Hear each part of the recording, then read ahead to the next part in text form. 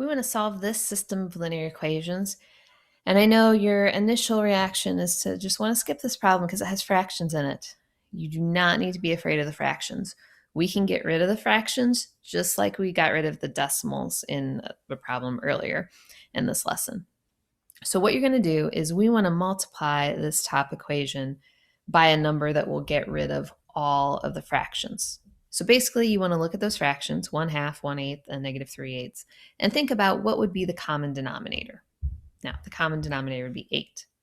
So what you're going to do is you're going to multiply everything by 8. Okay, this happens to all three of those pieces. So that gives us 4x minus y equals -3.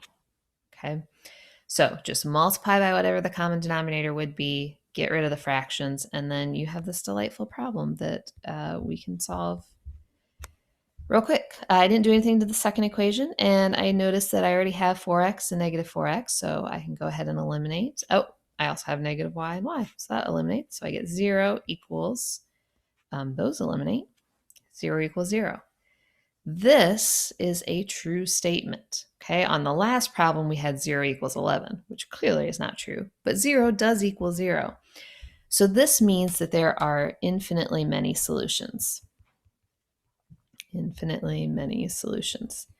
Now, that is not a good enough answer. That was a good enough answer when we were in Algebra 1, but now we're in Algebra 2.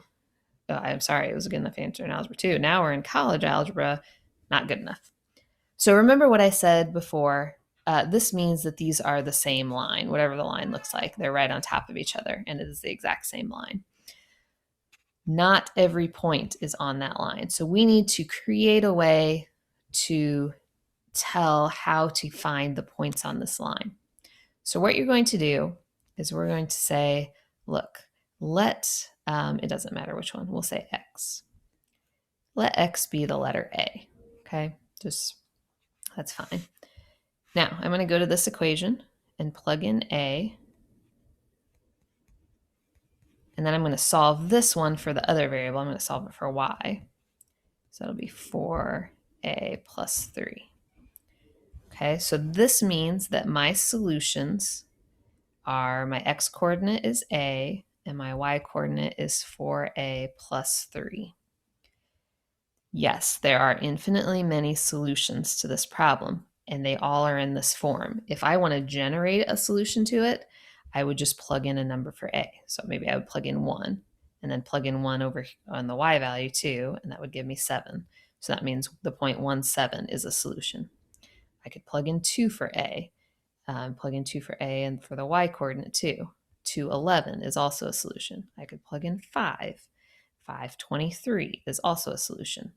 Okay, so this a, 4a plus 3, gives me the format that all of the solutions will be in.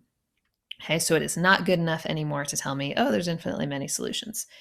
Okay, you're going to use this a value and plug in and tell me exactly how to find them.